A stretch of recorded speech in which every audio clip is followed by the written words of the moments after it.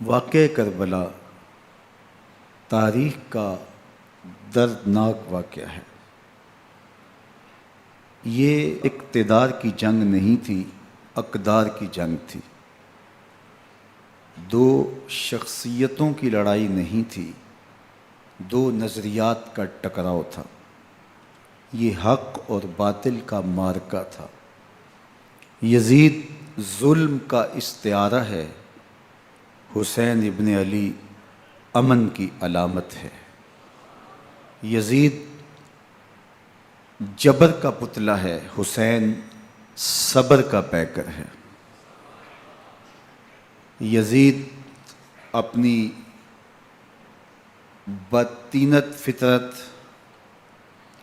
اور اپنی طبع ناہموار کے باعث دنیا پر ذلت و رسوائی، ظلم، جبر، جور و زیادتی کی علامت بن کے ابھرا، اور حسین ابن علی رضی اللہ تعالی عنہ حق و صداقت کا نشان بن کے ابھرا۔ کربلا کے تپتے ہوئے ریگزار میں حسینی اور یزیدی دو کردار سامنے آتے ہیں۔ اقبال نے کہا تھا، موسیٰ و فرعون و شبیر و یزید، ایند و قوت از حیات آید پدید، زندہ حق از قوت شبیری است، باطل آخر داغ حسرت میری است، سرخ رو عشق غیور از خون او، شوخی ای مصرع از مضمون او، تا قیامت قطع استبداد کر، موج خون او چمن ایجاد کر۔ یزید بہدل کی بیٹی محسون کا ناپاک بیٹا تھا، اور حسین محمد عربی کی بیٹی فاطمہ کا شہزادہ تھا۔ یزید دمشق کے اطراف میں سرجون اور جریر، اختل جیسے اوباشوں کے جرمٹ میں پل کے جوان ہوا۔ حسین کے گھر کا دروازہ مسجد نبوی کے اندر کھلتا تھا۔ یزید نشے میں دھت ہو کر کے نمازیں چھوڑ دیتا تھا۔ حسین کی کربلا کے اندر بھی نماز تہجد قضا نہیں ہوئی۔ یزید ظلم کا دوسرا نام ہے، حسین امن کی علامت ہے۔ یزید نے زندگی میں ایک مرتبہ حج کیا اور شراب کے مٹکے ساتھ لے کے آیا، اور اختل اور دیگر گویوں اور مغنیوں کو اپنے ساتھ رکھا تاکہ سفر آسانی سے کٹے۔ حسین ابن علی نے 25 حج سواری ہونے کے باوجود پیدل کیے۔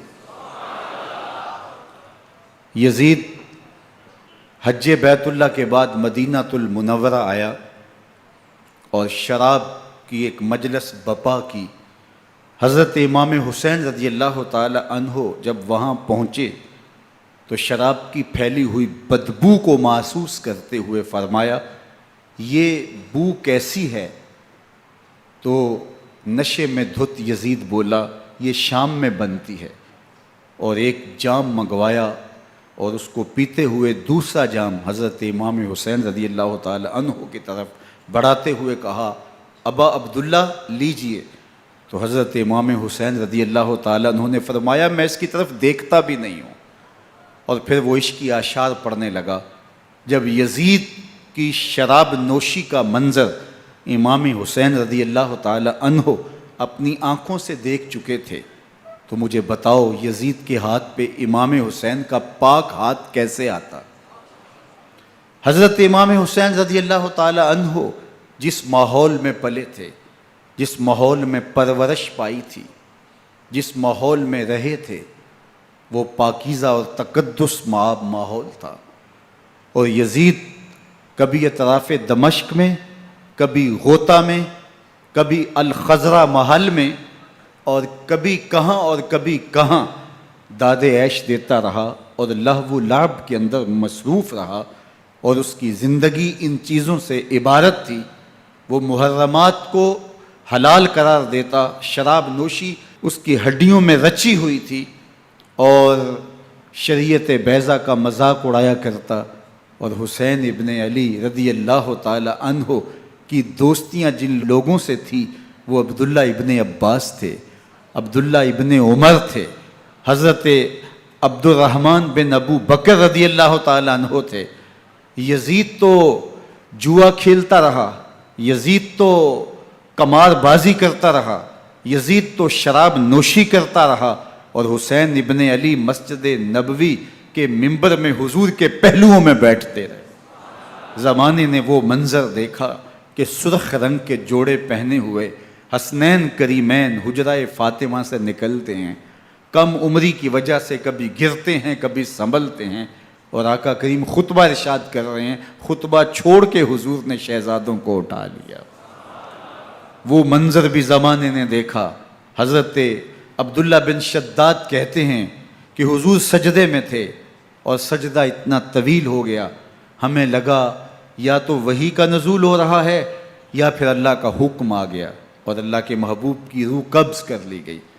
لیکن میں نے جب نظریں اٹھا کے ننکیوں سے دیکھا تو کیا منظر تھا کہ حسین ابن علی حضور کی پشت پہ بیٹھے ہوئے اور میرے آقا سجدے کو طول دے رہے ہیں۔ اللہ اکبر! حسین کے لیے پیغمبر کے سجدوں کو طول دیا جا رہا ہے۔ حسین ابن علی کبھی ممبر پہ حضور کی اطراف میں بیٹھتے ہیں، وہ منظر بھی دنیا نے دیکھا کہ حضور کے مبارک کندھوں پر حسین ابن علی بیٹھے ہیں اور حضور کی زلفوں کو پکڑا ہوا ہے۔ تو حضرت عمر رضی اللہ تعالیٰ عنہ دیکھ کے کہتے ہیں واہ واہ کیسی سواری میسر آئی حسین ابن علی کو۔ تو میرے آقا مسکرا کے کہتے ہیں عمر سواری دیکھتے ہو سوار بھی تو دیکھو۔ اللہ اکبر! حضرت اسامہ بن زید بن حارثہ رضی اللہ تعالیٰ عنہ فرماتے ہیں رات کا ایک پہر گزر گیا اور مجھے حضور سے کوئی کام تھا، میں آقا کریم کی خدمت میں حاضر ہوا، در دولت پہ دستک دی، حضور تشریف لائے تو چادر اوڑی تھی، بکل کی ہوئی تھی میرے حضور نے، تو میں نے اپنی حاجت کہی تو حضور نے میری حاجت پوری کر دی۔ لیکن ایک منظر میں نے دیکھا کہ حضور نے جو چادر کی بکل فرمائی تھی اس کے اطراف میں پہلوؤں میں ابھار تھے جس طرح اندر کوئی ہو۔ مجھ سے نہ رہا گیا، میں نے پوچھ لیا، میں نے کہا بندہ نواز چادر کے اندر کیا ہے؟ فَكَشَفَهُ، تو حضور نے چادر کو کھول دیا۔ فَإِذَا الْحَسَنُ وَالْحُسَيْنُ عَلَىٰ وَرِكَيْهِ، تو کہتے ہیں میں نے اپنی آنکھوں سے دیکھا ایک پہلو سے امام حسین لپٹے ہوئے تھے، ایک پہلو سے امام حسن لپٹے ہوئے تھے۔ فرمایا یہ میرے بیٹے ہیں، یہ میری بیٹی کے بیٹے ہیں، اے اللہ میں ان سے پیار کرتا ہوں، تو بھی ان سے پیار کر، جو ان سے پیار کرے اس سے بھی پیار کر۔ ان کی محبت کا درس دیا، ان کے پیار کا سبق پڑھایا، کہا ان سے پیار کرنے والا میرے سے پیار کرنے والا ہے، ان سے بغض رکھنے والا میرے سے بغض رکھنے والا ہے۔ ان کی تکلیف حضور کو بے چین کر دیتی تھی۔ حضرت سیدہ فاطمہ الزہرا رضی اللہ تعالی عنہ کے گھر کے قریب سے گزرے تو حضرت امام حسین کے رونے کی آواز آ رہی تھی، تو آقا کریم علیہ السلام نے فرمایا کہ فاطمہ حسین کو چپ کرواؤ، الا تعلمی ان بقاءہ یوزینی، تو جانتی نہیں حسین کا رونا مجھے دکھ دیتا ہے۔ حسین ابن علی کو حضور رونے نہیں دیتے تھے، ان کو دکھی نہیں ہونے دیتے تھے، کیونکہ رسول اللہ صلی اللہ علیہ وسلم جانتے تھے کہ یہ کتنے دکھ سہے گا، کتنی تکلیفوں سے گزرے گا اور کتنے مصائب سہے گا۔ زمانے نے وہ گھڑیاں بھی دیکھیں کہ حضرت حذیفہ بن یمان رضی اللہ تعالیٰ عنہ فرماتے ہیں کہ میں حضور کی خدمت میں نماز مغرب کی ادائیگی کے لیے حاضر ہوا، اور میں نے یہ اجازت خاص طور پہ اپنی ماں سے اس شرط پہ لی تھی کہ امی آپ مجھے اجازت دیں، میں حضور کی خدمت میں حاضر ہوتا ہوں، مغرب کی نماز بھی ادا کروں گا اور پھر حضور سے عرض کروں گا حضور میرے لیے اور میری ماں کے لیے بخشش کی دعا کر دیجئے۔ ماں نے اس شرط پہ اجازت دے دی اور میں حضور کی خدمت میں آ گیا، نماز مغرب ادا کی، سلام پھرا تو میرے دل میں آرزو تھی میں حضور سے عرض کروں حضور میرے لیے اور میری ماں کے لیے مغفرت کی بخشش کی دعا کر دیں، لیکن حضور عبادات میں ذکر میں نوافل میں ایسے مشغول ہوئے کہ میں آرزو رکھنے کے باوجود بھی عرض نہ کر سکا۔ خیر نماز عشاء کا وقت ہوا، اذان پکاری گئی، حضور مصلی پہ آئے، نماز پڑھی، سلام پھرا، تو میرے دل میں پھر خیال آیا کہ ماں سے ایک نماز کی چھٹی لی تھی، نمازیں بھی 2 ہو گئیں، ماں نے جاتے پوچھنا ہے حضور سے میرے لیے اور اپنے لیے مغفرت کی، بخشش کی دعا کروائی تھی، تو کیا جواب دوں گا؟ اور حضور اٹھے اور کاشانہ اقدس کی طرف چل دیے۔ اب میرے دل میں یہ خیال رہ کے آ رہا تھا کہ ماں کو کیا جواب دوں گا، میں تو حضور سے بخشش و مغفرت کی دعا کروا ہی نہیں سکا۔ جب حضور چل پڑے تو غیر ارادی طور پہ میں بھی حضور کے پیچھے چل پڑا۔ چلنے میں تھوڑی سی رفتار تیز ہو گئی، جس سے قدموں کی آہٹ پیدا ہوئی، تو جب آواز پیدا ہوئی تو حضور نے رخ پھیرے بغیر فرمایا من ھذا، میرے پیچھے پیچھے کون آ رہا ہے؟ پھر خود ہی کہا حذیفہ تو نہیں؟ تو میرا دل دھڑک رہا تھا، قلت نعم، میں نے کہا جی حضور میں حذیفہ ہوں۔ فرمایا ما حاجتک غفر اللہ لک ولامک، کیا کام ہے؟ اللہ تجھے بھی بخش دے، تیری ماں کو بھی بخش دے۔ اب جو کام تھا وہ جنبش لب سے پہلے ہی ہو گیا، یہاں تو لفظوں کا سہارا بھی نہیں لینا پڑتا، وہ بند لبوں کی بولیاں بھی سنتے ہیں۔ اقبال بولا ہے فروغت صبح آثار و دہور، چشم تو بی نندائے ما فی الصدور، تیری نظر تو سینوں کے چھپے راز بھی دیکھتی۔ تو کہا ما حاجتوں کا غفر اللہ لک ولامک، اللہ تجھے بخش دے، تیری ماں کی بھی مغفرت کر دے، کیا کام ہے؟ اب جو کام تھا وہ تو ہو گیا۔ تو میرے حضور نے ارشاد فرمایا حذیفہ سنو، ابھی ایک فرشتہ آیا ہے جو اس سے قبل دھرتی پر پہلے کبھی نہیں آیا، آج پہلی مرتبہ اللہ سے اجازت لے کے 2 کام کرنے آیا ہے، ایک تو مجھے سلام کرنے آیا ہے اور دوسرا خوشخبری دینے آیا ہے کہ آپ کی بیٹی فاطمہ جنتی عورتوں کی سردار ہے اور حسن اور حسین جنتی جوانوں کے سردار۔ ایک طرف یزید ناپاک میسون کا پلیت بیٹا، اور ایک طرف محمد عربی کا نواسا، فاطمہ کے دودھ کا اثر، علی المرتضیٰ کے خون کی تاثیر، رسول اللہ صلی اللہ علیہ وسلم کے کندھوں پہ بیٹھنے والا۔ ایک دن حضور نے امام حسین رضی اللہ تعالیٰ عنہ کے ہاتھ پکڑ لیے اور ان کے پاؤں اپنے پاؤں پہ رکھے اور پھر فرمایا بیٹے آگے بڑھو، اور ان کے پاؤں حضور کی پنڈلیوں پہ آئے، پھر کہا بیٹے اور آگے بڑھو، حتیٰ کہ ان کے پاؤں حضور کی رانوں پہ آئے، پھر فرمایا بیٹا اور آگے بڑھو، تو ان کے پاؤں حضور کے مبارک بطن اقدس پہ آئے، پھر بازوؤں کو کھینچ کے اپنے قریب کیا اور حسین ابن علی کے منہ میں اپنی زبان رکھ دی، اور وہ اس طرح چوس رہے تھے جس طرح کھجور چوسی جاتی ہے۔ تو اللہ کے محبوب علیہ السلام نے حسین ابن علی کو اپنی زبان کا لعاب دہن دے کر کے، وہ شیر رحمت دے کر کے، وہ کوثر و تسلیم سے پاکیزہ تر آب رحمت عطا کر کے ان کی ہمیشہ کے لیے پیاس بجھا دی، تاکہ کل کربلا کے تپتے ہوئے ریگزار میں حسین ابن علی کو پیاس کی شدت تنگ نہ کرے اور پائے استقلال میں لغزش نہ آنے پائے۔ ان نازوں سے پالے ہوئے حسین کو، ان محبتوں سے پالے ہوئے حسین ابن علی کو امتحان بھی اتنے بڑے درپیش تھے۔ یاری تیری سونا پر ازمیشاں تیریاں اگ، سونا پرکھیا جامدہ ہے نال اگاں دے لگ۔ جتنا بڑا شخص ہوتا ہے اتنی آزمائشیں بھی بڑی ہوتی ہیں۔ پیغمبر رحمت کی آغوش میں کھیلنے والا، حجرہ فاطمہ کا جانشین، مصلی رسول کا وارث، منبر رسول صلی اللہ علیہ وآلہ وسلم پر حضور کے مبارک پہلو اور گود میں بیٹھنے والا حسین، حضور کی زبان چوسنے والا حسین، حضور کے کندھوں پہ سواری کرنے والا حسین، آقا کریم علیہ الصلوۃ والسلام کے مبارک سجدے کی حالت کے اندر حضور کی پشت پہ کھیلنے والا حسین، جس حسین کا دروازہ مسجد نبوی کے اندر کھلتا تھا اور یزید کی کرتوتوں کے چشم دید گواہ تھے۔ یزید جب تخت نشین ہوتا ہے تو اسے یہ فکر ہوتی ہے کہ امام حسین، عبداللہ بن زبیر، عبداللہ بن عمر، عبداللہ ابن عباس یہ میری بیعت کریں۔ اور وہ ولید بن عقبہ کو لکھتا ہے کہ ہر صورت میں ان کی بیعت لو، اور اگر بیعت نہ دیں تو سختی کرو۔ حضرت امام حسین رضی اللہ تعالی عنہ کو بلاوا آتا ہے کہ آپ کو دارالامارت میں گورنر ہاؤس میں بلایا جا رہا ہے، ولید بن عقبہ کا پیغام آپ کو پہنچتا ہے۔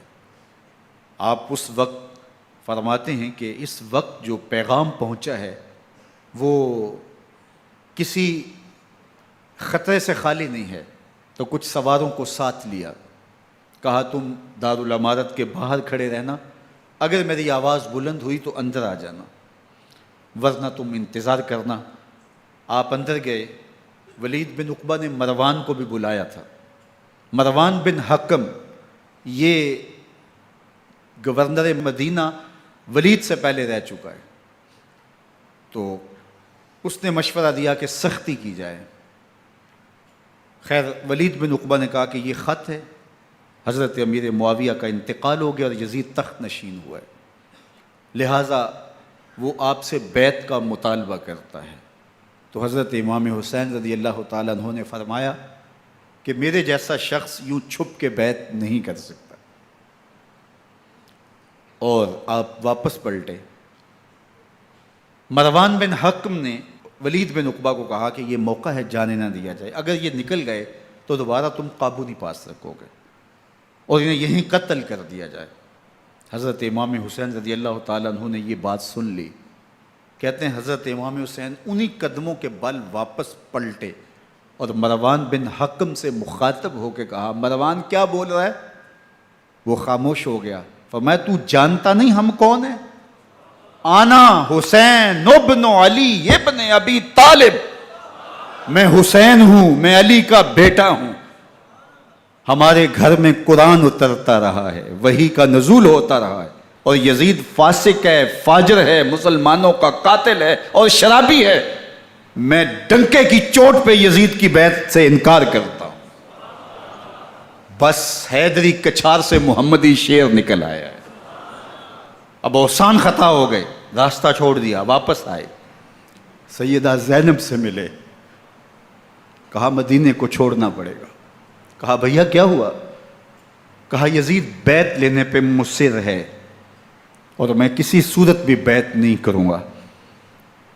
رسول اللہ کا مدینہ ہمارے خون سے لالا زار بنے گا، میں نہیں چاہتا کہ حضور کے شہر نور کی حرمت پامال ہو۔ دوستو وہ کیسا منظر ہوگا جب حسین ابن علی نے آخری حاضری حضور کے روضے پہ دی ہوگی۔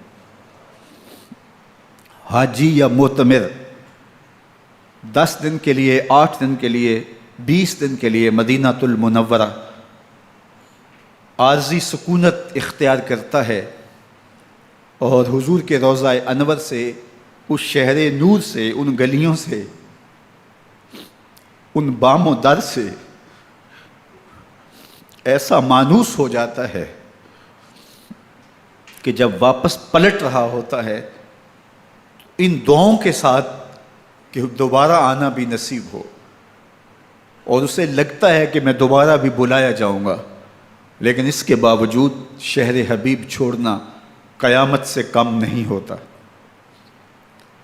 اعظم چشتی مرحوم آخری بار جب حضور کے روضہ انور پہ گئے تو بیمار تھے، ویل چیئر پہ تھے۔ باب بقی سے باہر نکلے تو خادم سے کہا کہ میری ویل چیئر پیچھے سے کھینچو تاکہ میرا رخ روضہ انور کی طرف رہے، اور وہ پیچھے سے کھینچتا چلا جا رہا ہے، اور جب باب مکہ سے پیچھے جنت البقیع کے قریب سے گنبد خضرا نگاہوں سے اوجل ہونے لگا تو اعظم چشتی مرحوم نے کہا، جان بدن سے نکلتی ہے اعظم، جان بدن سے نکلتی ہے اعظم، کوئی آسان ہے مدینے سے جدا ہونا، کوئی آسان ہے مدینے سے جدا ہونا۔ یہ اس شخص کی کہانی ہے جو 10 دن، 5 دن، مہینہ، 2 ماہ وہاں رہتا ہے، اور پھر اس شہر کو چھوڑ کے آنا اس کے لیے آسان نہیں ہوتا۔ اور مجھے بتاؤ کہ حسین جو پیدا مدینے میں ہوا، جس کے گھر کا دروازہ مسجد نبوی کے اندر کھلتا تھا، جو مسجد نبوی کے اندر پرورش پا کے جوان ہوتا ہے اور مدینے کی گلیوں میں کھیلتا رہا، اس حسین ابن علی کے لیے مدینہ چھوڑنا، اور پھر وہ اس بات کا علم اور شعور رکھتے تھے کہ یہ آخری بار حضور کے در پہ حاضری ہے، دوبارہ اس شہر نور میں نہیں آ سکوں گا، تو کیا قیامت ہوگی اور کیا منظر ہوگا۔ محمد بن حنفیہ کے علاوہ خاندان نبوت کے جتنے لوگ تھے ان سب نے شہر مدینہ کو الوداع کہا، اور رات کے موقع میں مدینہ المنورہ کو، مسجد نبوی کو چھوڑ کر کے مکہ کی جانب عازم سفر ہوئے۔ 3 شعبان المعظم کو مکہ المکرمہ پہنچتے ہیں، ادھر کوفیوں کے خطوط آنے شروع ہو جاتے ہیں۔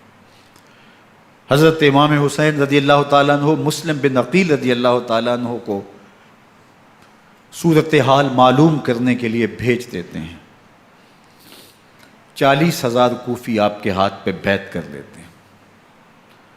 ادھر 25 پیدل حج کرنے والے حضرت امام حسین 8 ذی الحج کو احرام باندھتے ہیں، لیکن آپ کو پتہ چلتا ہے کہ حاجیوں کے روپ میں قاتل چھپا دیے گئے، تو آپ اس احرام کو حج کی بجائے عمرے میں بدلتے ہیں اور کوفے کی جانب عازم سفر ہوتے ہیں۔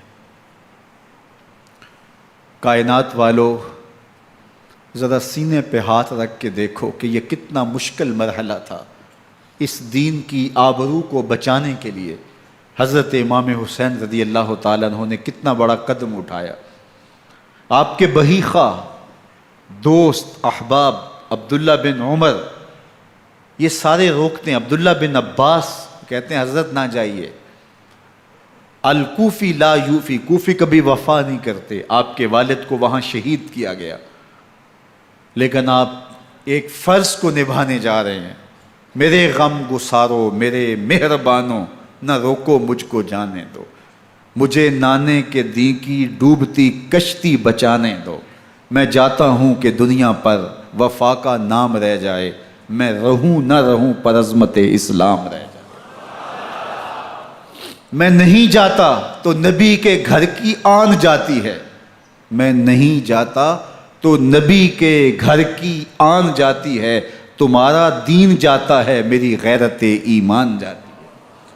حضرت امام حسین یہاں سے چلتے ہیں، ابھی راستے میں ہی پہنچتے ہیں کہ یہ خبر آتی ہے کہ کوفے والوں نے بے وفائی کر دی، حضرت مسلم بن عقیل رضی اللہ تعالیٰ عنہ کو شہید کر دیا گیا، نعمان بن بشیر معزول کر دیے گئے، ابن مرجانہ ابن زیاد وہاں متعین کر دیا گیا جو سخت گیر شخص تھا، اور اس نے لوگوں کو ڈرایا، دھمکایا، اور کوفے کے لوگوں کے دل بدل گئے اور وہ بیتیں توڑنے لگے۔ وہ منظر مسجد کوفہ کا کتنا دلگداز تھا، جب امام نماز کے لیے کھڑے ہوئے تو 40,000 لوگ آپ کے پیچھے تھا۔ جب سلام پھیرا اور امام نے دیکھا کہ پیچھے لوگ نہیں ہیں، پھر لوگوں نے اپنے دروازے بھی بند کر لیے۔ رات کی تنہائیاں ہیں اور حضرت مسلم بن عقیل کو کوئی پناہ دینے والا نہیں ہے، لوگوں نے دروازے بند کر لیے کہ کہیں ہمارے گھر میں نہ آ جائیں اور ہم مشقت اور حکومتی تشدد کا شکار نہ ہوں۔ کتنا دردناک لمحہ ہے حضرت مسلم بن عقیل رضی اللہ تعالیٰ عنہ پہ، اور پھر حضرت مسلم بن عقیل بے دردی سے شہید کر دیے جاتے ہیں۔ آپ ابھی راستے میں ہیں، یہ ساری کہانی پہنچتی ہے کہ حضرت مسلم شہید کر دیے گئے اور بے دردی سے شہید کر دیے گئے۔ وہ جنہوں نے خط لکھے تھے کہ ہم آپ کے ساتھ ہیں اور ہم منتظر ہیں، چشم برا ہیں، آپ کے قدموں کی چاپ سننے کے لیے بےتاب ہیں، آج انہوں نے بیتیں توڑ دی، 40,000 کوفی منحرف ہو گئے۔ مسجد کوفہ کا وہ منظر کس قدر روح کو تڑپا دینے والا تھا۔ ہم پچھلے سال عصر اور مغرب کے درمیان جب کوفہ پہنچے تو سورج ڈوبنے کے قریب تھا۔ میں نے اپنی زندگی میں اتنا اداس موسم کہیں نہیں دیکھا جتنا اداس موسم کوفے میں دیکھا۔ ایسے لگتا تھا جس طرح کوفے کی آب و ہوا آج بھی شرمندہ ہے۔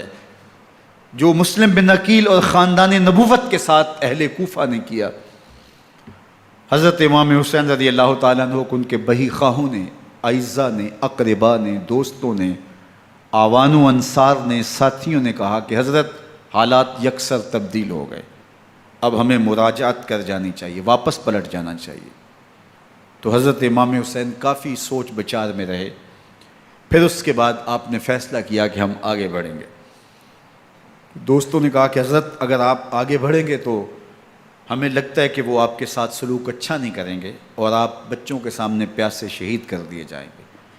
تو حضرت امام حسین رضی اللہ تعالیٰ عنہ نے وہاں ایک خطبہ ارشاد فرمایا کہ لوگو تم جو مجھے بتا رہے ہو مجھے اچھی طرح معلوم ہے، جو تم مجھے منظر پیش کر رہے ہو وہ میری نگاہوں میں ہے، اور جو کچھ ہونے والا ہے چشم تصور وہ منظر دیکھ رہی ہے۔ چونکہ حضرت امام حسین رضی اللہ تعالیٰ عنہ کی شہادت کی خبر حضرت امام حسین کے پیدا ہوتے ہی خاندان نبوت میں عام تھی۔ حضور علیہ الصلوۃ والسلام کو یہ بات جبریل امین نے آ کے بتائی تھی جب حسین ابن علی کے ساتھ حضور محبت کا اظہار کر رہے تھے، تو یہ جبریل امین نے آ کے کہا تھا حضور آپ کا یہ بیٹا ارض طف میں شہید کر دیا جائے گا، اور کربلا کی مٹی لا کے حضور کو دی اور ام سلمہ کو حضور نے عطا کر دی۔ حضرت ام سلمہ کہتی ہیں کہ ایک دن میں سوئی تو خواب دیکھا کہ حضور کے مبارک بال بکھرے ہوئے ہیں اور سخت پریشان ہیں، تو میں نے کہا کہ حضور آپ کی یہ کیا حالت ہے؟ وَبِيَدِهِ قَارُورَةٌ، اور حضور کے ہاتھ میں ایک شیشی ہے، فِيهَا دَمٌ، جس کے اندر خون ہے۔ تو میں نے کہا حضور یہ کیا؟ فرمایا میں قتل گاہ حسین سے آ رہا ہوں اور یہ حسین ابن علی کا خون ہے۔ تو کہا 10 محرم کا دن تھا، دوپہر کا یہ منظر تھا، میں کیلولہ کر کے اٹھی، جب میں نے دیکھا تو وہ شیشی جس میں کربلا کی مٹی رکھی تھی وہ خون بن چکی تھی۔ تو یہ خبر پہلے دی گئی تھی، یہ بتا دیا گیا تھا۔ فرمایا میرے دوستو جو تم مجھے بتاتے ہو میں اس سے بے خبر نہیں ہوں، یہ سب کچھ ہونے والا ہے، لیکن اس کے باوجود میں کیوں جا رہا ہوں؟ تو آپ کا ایک تاریخ ساز جملہ ہے جو کربلا کے فلسفے کو ہمارے سامنے رکھتا ہے کہ یہ اتنا بڑا امتحان کیوں دیا۔ حضرت امام حسین رضی اللہ تعالیٰ عنہ نے فرمایا وَلَكُمْ فِي أُسْوَةٌ، میں اس لیے جا رہا ہوں قیامت تک ظلم، جبر اور ناانصافی کے خلاف کھڑے ہونے والوں کے لیے کوئی نمونہ تو ہو۔ میری زندگی قیامت تک ظلم، جبر اور استحصالی نظام کے خلاف کھڑے ہونے والوں کے لیے نمونہ ہے۔ تو حضرت امام حسین رضی اللہ تعالیٰ عنہ نے حق اور باطل کے درمیان ایک سرخ لکیر کھینچ دی اپنے خون سے۔ اب حق اور باطل کا امتیاز کرنا مشکل نہیں ہے، کوئی باطل پہ اڑا رہے تو الگ بات ہے، لیکن امتیاز کرنا مشکل نہیں ہے۔ حدود بالکل واضح کر دیں۔ اقبال نے یہاں کتنی خوبصورتی کے ساتھ اس مضمون کو نبھایا۔ سرخ رو عشق غیور از خون او، شوخی این مصرع از مضمون او، تا قیامت قطع استبداد کر، موج خون او چمن ایجاد کر۔ ایک جہاں آباد کر دیا، حق اور باطل کی راہیں اجال دی۔ اب لوگوں کو یزید کا چہرہ پہچاننے میں دیر نہیں لگتی، وقت کے ہر یزید کا چہرہ آسانی سے پہچانا جا سکتا ہے۔ یہ معرفت زمانے کو کروائی کس نے؟ حسین ابن علی نے کروائی رضی اللہ تعالی عنہ۔ تو حضرت امام حسین نے فرمایا کہ جو میرے ساتھ ہونے والا ہے میں اچھی طرح جانتا ہوں، لیکن میں اس کے باوجود آگے بڑھوں گا۔ پھر بڑھے اور کربلا میں جا کے خیمہ زن ہو گئے۔ 7 محرم کو پانی بند کر دیا گیا۔ پانی بند ہوا تو کھانا بھی میسر نہیں تھا، لیکن ذکر پانی کا ہوتا ہے اس لیے کہ کھانے کے بغیر انسان کئی دن کاٹ لیتا ہے، لیکن پانی کے بغیر گزر نہیں ہوتی۔ تو فرات کی نہر سامنے اپنی موجوں کے ساتھ چمک رہی ہے، لیکن ایک قطرہ آب بھی آل رسول کو نہیں دیا جا رہا۔ کائنات کے اندر ایسے انوکھے امتحان بھی ہوتے ہیں۔ وارث ہوں ساقی کوثر کے، مالک ہوں حوض کوثر کے، اور بیٹے ہوں ساقی کوثر کے، اور آج ایک بوند پانی کی بھی میسر نہ ہو۔ صبر کا امتحان ہے، عزیمت کا امتحان ہے۔ حضرت امام حسین رضی اللہ تعالیٰ عنہ خیمہ زن ہو گئے۔ 3 دن تک پانی بند رہتا ہے، 9 محرم کو رات کی تنہائی میں حملہ آور ہونا چاہتے ہیں، لیکن آپ نے کہا کہ ہمیں اللہ کے حضور عبادت اور ذکر کے لیے وقت دیا جائے۔ ساری رات ذکر میں گزرتی ہے، عبادات میں گزرتی ہیں۔ رات کے اندھیرے میں آپ چراغ بجھا دیتے ہیں۔ آوان و انصار کو کہتے ہیں کہ ان کی دشمنی میرے ساتھ ہے، انہیں میرا خون چاہیے، اگر تم رات کی تاریکی میں نکل جاؤ تو میں تم سے کوئی مواخذہ نہیں کروں گا، اور یہ بھی تمہارا پیچھا نہیں کریں گے، اس لیے کہ ان کا مطلوب تم نہیں ہو، ان کا مطلوب میں ہوں۔ جب چراغ جلایا تو کوئی بھی نہیں گیا۔ مسلم بن اوسجہ کھڑے ہو کے کہتے ہیں حضرت اگر ہمارے بدن کو 70 بار کاٹا جائے اور جلایا جائے اور ہواؤں میں اڑا دیا جائے پھر بھی آپ کا ساتھ نہیں چھوڑیں گے۔ 70 سال کے بوڑھے ہیں حبیب بن مظاہر، کہتے ہیں حضرت آپ کو چھوڑ کے جائیں کہاں، آپ کو چھوڑ کے جائیں کہاں؟ کوئی ساتھ چھوڑنے کے لیے تیار نہیں ہے۔ پیاس ہے، سخت گرمی ہے، کربلا کا ماحول ہے، 72 افراد اور خاندان کی خواتین میدان کربلا میں خیمہ زن ہیں۔ دوسری طرف لشکر اعداء اشقیا 22,000 کی تعداد میں مقابلے میں، ایک روایت 30,000 کی ہے۔ ان صرف 72 پیاسے لوگوں کے لیے اتنے لوگوں کو جمع کرنے کا مقصد خوف زدہ کرنا تھا۔ شرط ہے کہ یزید کی بیعت کر لیں، محاصرے توڑ دیں گے، پانی دستیاب ہوگا، اعزاز و اکرام سے نوازا جائے گا، خزانوں کے منہ کھول دیے جائیں گے۔ لیکن حسین ابن علی کہتے تھے سب کچھ لٹ جائے گا، باطل کے ہاتھ پہ ہاتھ نہیں رکھوں گا۔ اللہ اکبر۔ اب صبح طلوع ہوتی ہے، عاشور کا دن چڑھتا ہے، سورج اپنی پوری تمازت کے ساتھ گرمی برسا رہا ہے۔ آج خاندان نبوت کا امتحان زمانے نے دیکھنا ہے۔ رسول اللہ کا لعاب چوسنے والا اس کے صبر کا آج امتحان ہے۔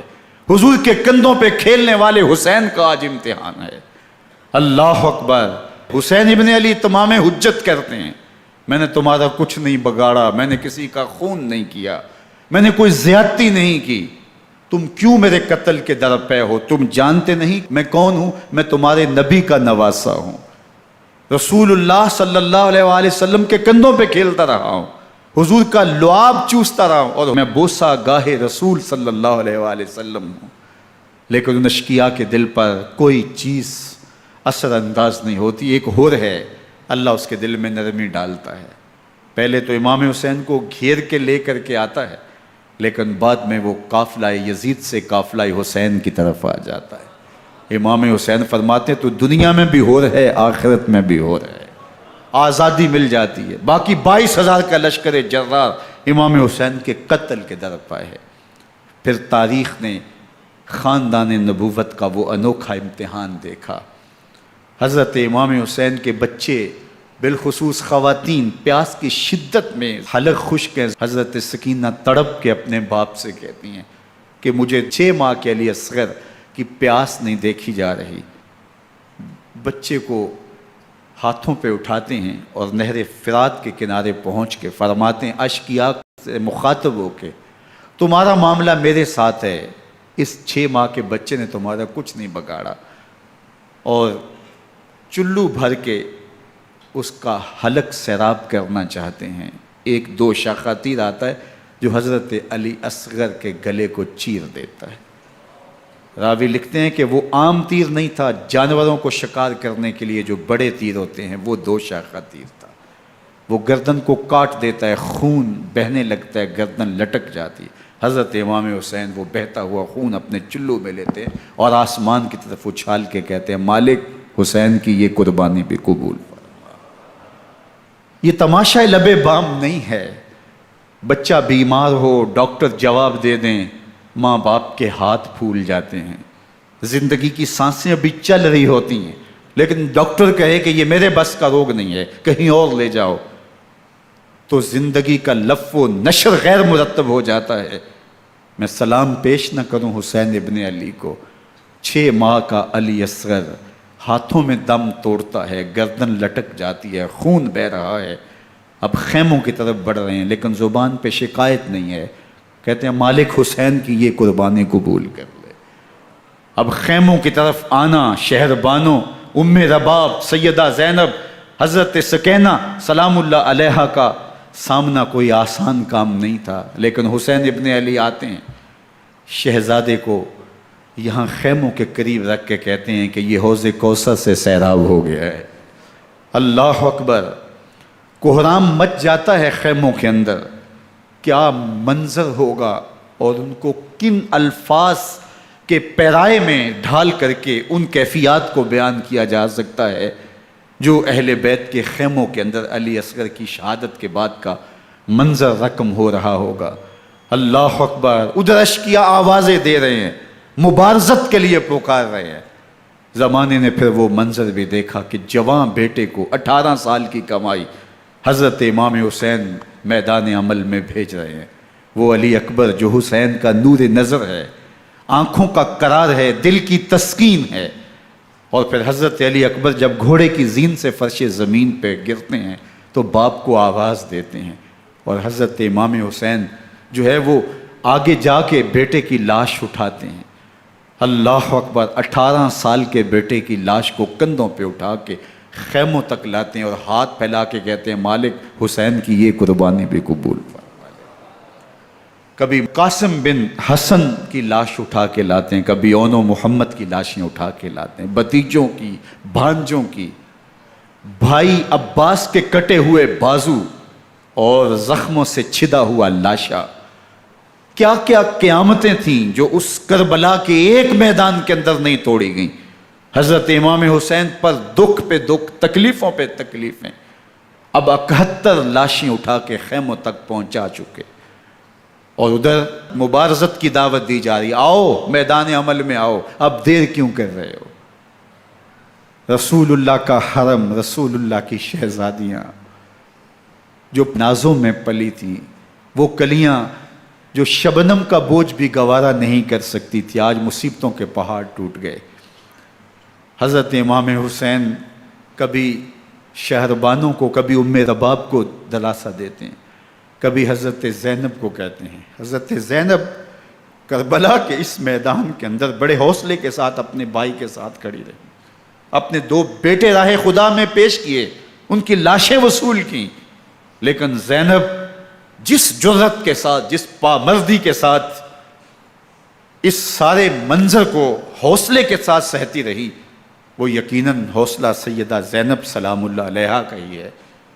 لیکن یہ وہ منظر تھا کہ زینب کا دل بھی ڈول گیا جب حسین ابن علی گھوڑے پہ بیٹھنے لگے اور ان کو گھوڑے میں بٹھانے والا کوئی نہیں تھا، اور جو بھی سوار جاتا پھر واپس اس کی لاش ہی آتی اور حسین ابن علی لے کے آتے۔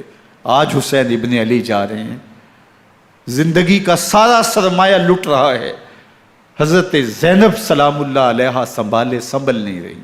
حضرت امام رضی اللہ تعالیٰ عنہ اٹھے اور آپ نے حضرت زینب کو صبر کی تلقین کی اور کہا کہ صبر ہی بہترین ذریعہ ہے اور اللہ کی قربت کا ایک بہترین سبب ہے، اور ان کو صبر کی تلقین کرتے ہوئے فرمایا کہ میرے بعد تم نے اس ذمہ داری کو سنبھالنا ہے اور ان مخدرات اسلام کی، ان شہزادیوں کے پردے کی تم نے حفاظت کرنی ہے۔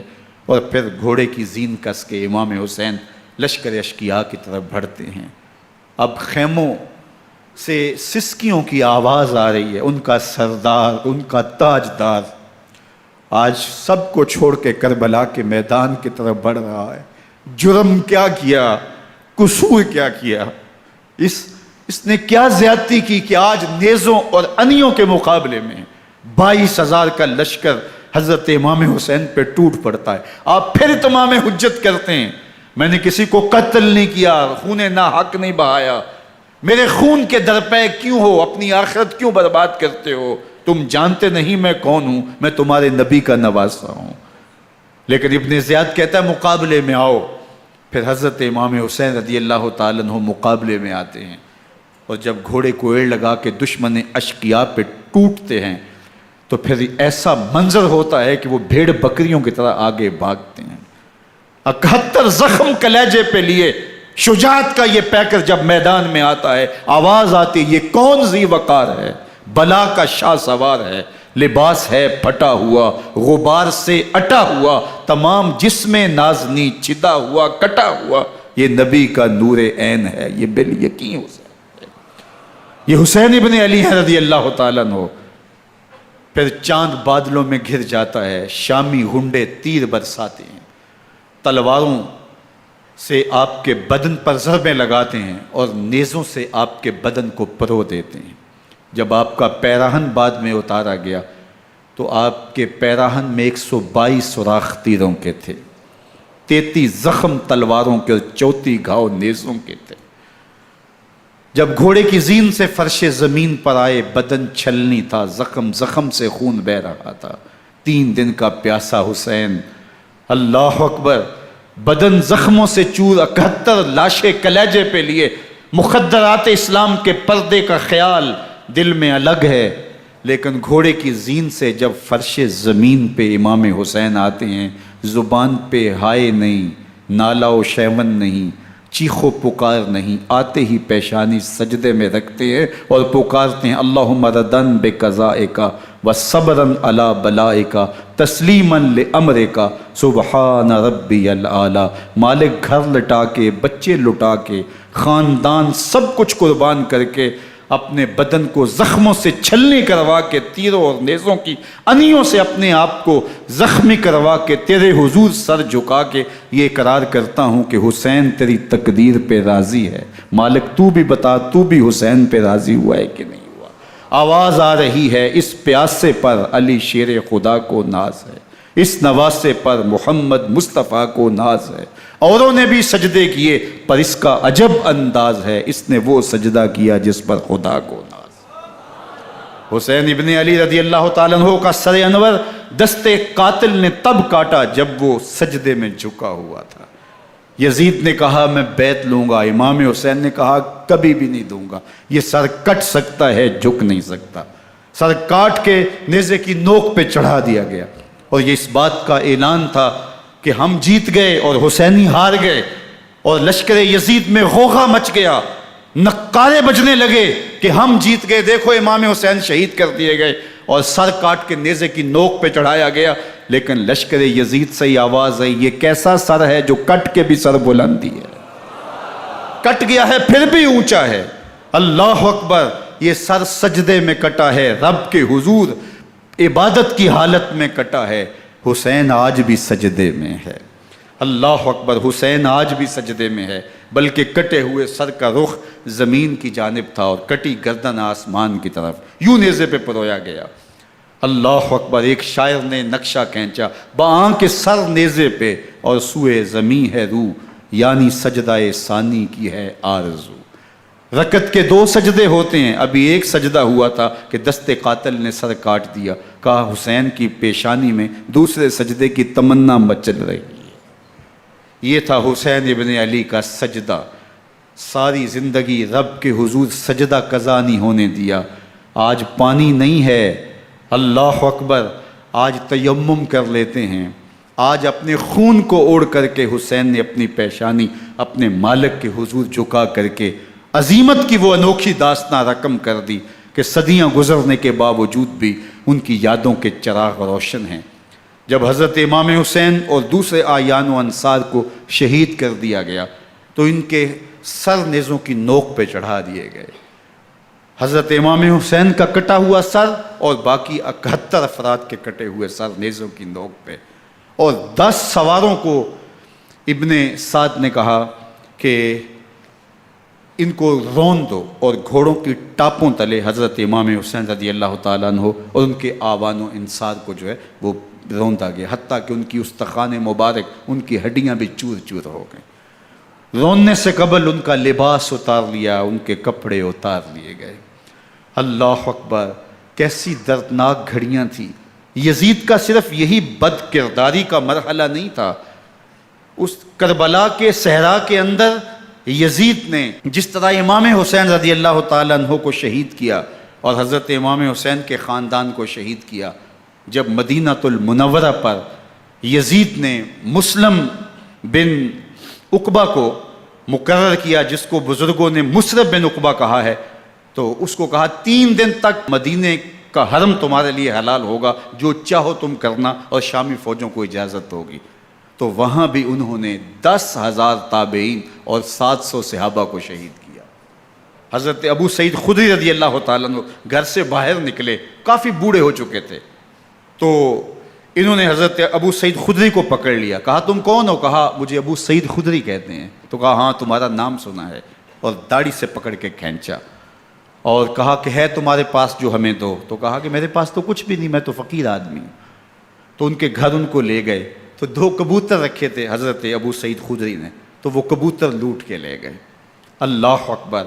حضرت ابن سنان رضی اللہ تعالیٰ عنہ کو، جو حضور کے علم بردار تھے فتح مکہ کے دن، ان کو ستو پہلے پلائے اور پھر ان کی گردن کاٹی گئی، اور کہا یہ ہے وہ ستو جو تم زندگی میں آخری بار پیو گے۔ ایک گھر میں داخل ہوئی شامی فوج، تو ایک خاتون کے ابھی بچہ پیدا ہوا تھا، اور قابلہ نے، دائیا نے، وہ بچہ ماں کی چھاتی پہ لٹایا، اور وہ ماں کا پہلا دودھ پی رہا تھا۔ تو یہ جا کے کہنے لگے نکالو تمہارے پاس جو کچھ ہے۔ تو اس خاتون نے کہا تم جانتے ہو یہ بچہ کون ہے؟ تو انہوں نے کہا ہم نہیں جانتے۔ کہا یہ حضرت ابن ابی کبشہ انماری رضی اللہ تعالیٰ عنہ کا بچہ ہے، اور یہ وہ صحابی ہیں کہ جو بیت الشجرہ کے موقع پہ حضور کے ہاتھ پہ بیعت کرتے ہیں۔ انہوں نے اس چیز کا لحاظ نہ کیا کہ جو کچھ ہے وہ ہمیں دو، ورنہ تیرے بچے کو نہیں چھوڑیں گے۔ تو ماں بچے سے مخاطب ہو کے کہتی ہے، ابھی بچہ پیدا ہوا ہے اور ماں سے پہلا دودھ پی رہا ہے، کہ بیٹے اگر میرے پاس کچھ ہوتا، وہ قیمتی سے قیمتی چیز بھی ہوتی، تیری جان کے لیے قربان کرتی، لیکن اس وقت میرے پاس کچھ ہے نہیں۔ تو ایک شکی آگے بڑھا اور بچے کو ایک ٹانگ سے پکڑ کے کھینچ کے دیوار کے ساتھ پٹک کے مارا، جس سے دماغ کا بھیجا نکل گیا۔ کیا کیا زیادتیاں نہیں کی۔ 700 صحابہ حرہ کے واقعہ میں شہید کیے یزید نے، اور 10,000 تابعین شہید کیے۔ مسجد نبوی میں ممبر رسول کے ساتھ گھوڑے باندھے، اور وہ ممبر رسول اور مصلی رسول کے قریب لید کرتے رہے۔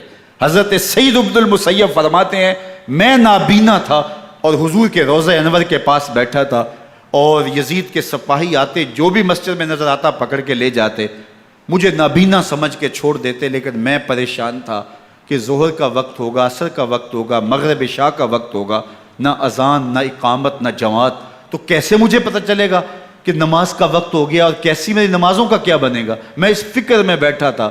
لم ازل اسمع الاذان والاقامت من قبر رسول اللہ صلی اللہ علیہ وآلہ وسلم۔ فرماتے ہیں جب بھی پھر نماز کا وقت آیا، گنبد خضرا سے اذان کی بھی آواز آئی، اقامت کی بھی آواز آئی۔ 3 دن تک مسجد نبوی کے اندر گھوڑے بندے رہے، اور مدینہ کی حرمت پامال کی۔ مدینہ کے گھروں کے اندر یہ بدکماش داخل ہوئے، اور جو بدکاریاں انہوں نے کی کلیجہ منہ کو آتا ہے۔ 1002 شیزائیں ان بدکاروں کی بدکاریوں کی وجہ سے کنواری حالت کے اندر حاملہ ہوئی۔ 3 دن تک مدینے کا حرم انہوں نے پامال کیا، اور پھر مکہ المکرمہ میں کعبۃ اللہ پر گولے برسائے، اور کعبہ کا غلاف جل گیا۔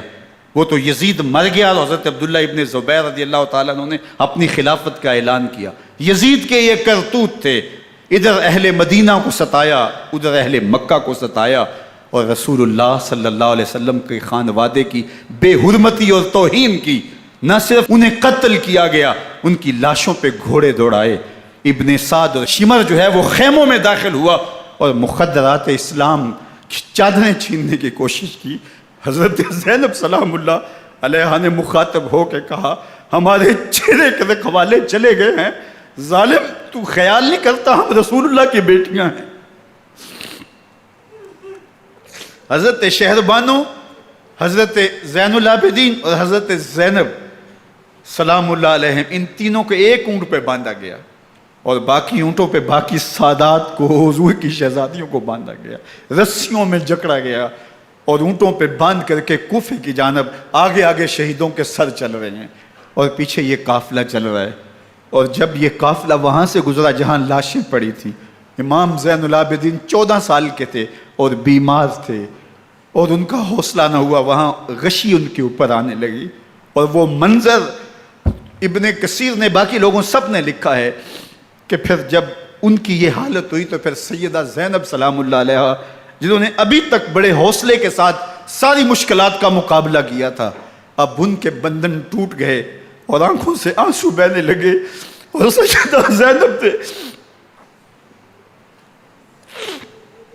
امام حسین رضی اللہ تعالیٰ عنہ کی لاش پہ کھڑے ہو کے، اور وہ روندی ہوئی لاش، ٹوٹی ہوئی ہڈیاں، اور وہ برینا بدن، کٹا ہوا سر نیزے کی نوک پہ، اور لاش یہ پڑی ہے، تو حضرت سیدہ زینب نے مدینے کی طرف منہ کر کے جو ہے وہ حضور سے فریاد کی، یا محمد آہو، یا محمد آہو، ھذا حسین بالآراء مزمل بالدماء، یا محمد آہو بناتوں کا سبایا۔ یا رسول اللہ، اے پیارے آقا، یا جد آہو، اے ہمارے نانا محترم، یہ دیکھیے آپ کا حسین پڑا ہوا ہے، بدن سے کپڑے اتار لیے گئے، خاک ہوائیں اڑا رہی ہیں، اور اس کے اوپر چادر جو ہے وہ مٹی کی پڑ گئی ہے۔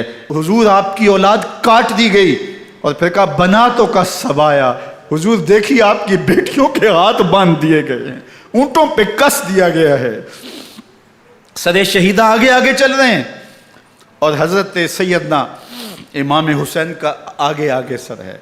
راستے کے اندر ایک جگہ آئی، رات گزری اور ان کو اتارا گیا۔ رات کا موقع تھا، ایک خاتون آئی اور اس نے کوئی کھانا پیش کیا ان کو، اور کہا کہ میں کسی زمانے میں حضرت سیدہ فاطمہ زہرا کی نوکری کیا کرتی تھی، ان کی لونڈی تھی، ان کی کنیز تھی، اور آج مجھے پتہ چلا کہ آپ لوگ گزر رہے ہیں، تو میں نے کہا کہ میں اپنی مخدومہ کے خاندان کی خدمت کروں۔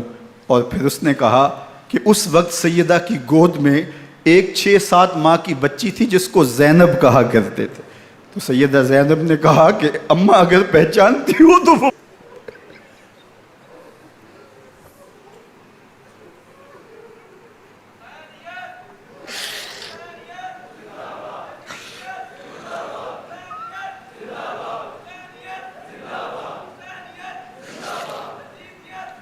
یہ تاراج اور لٹا ہوا کارواں پھر وہاں سے کوفے میں کیسے پہنچا، اور کوفے کے اندر سیدہ زینب سلام اللہ علیہا نے وہ یزید کے دربار میں، ابن زیاد کے دربار میں وہ جرأت آمیز جو باتیں کہیں، اللہ اکبر، زینب کی زبان میں علی کی خطابت بول رہی تھی، اور پھر دشمن اور دوست سارے رونے لگے، اور وہ کیا دل گداز منظر تھے۔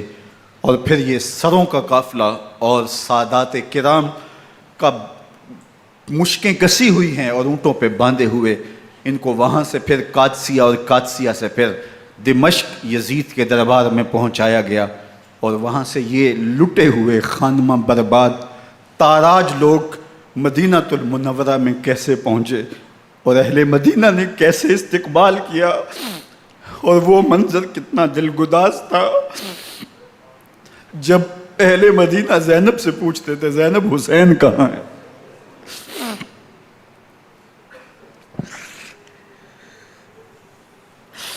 بے مروت بے وفا تیرا بھی کیا افسانہ ہے، جس نے اپنی ہی شمع کو گل کیا تو وہ پروانہ ہے۔ اپنے پیغمبر کے شہزادوں کو اور اپنے پیغمبر کی شہزادیوں کو جو دکھ اس امت نے دیے، یہ کائنات کی ایک انوکھی داستان ہے۔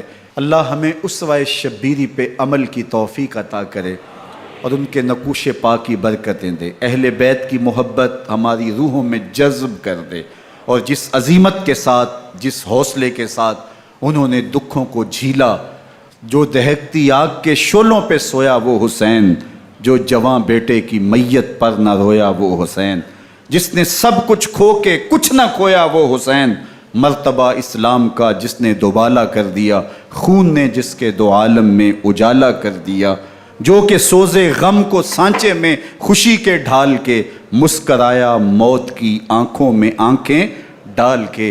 اے حسین ابن علی تم پر سلام، نازش آل نبی تم پر سلام۔ ذرا میرے ساتھ یہ پڑھ لیجئے، اے حسین ابن علی تم پر سلام، نازش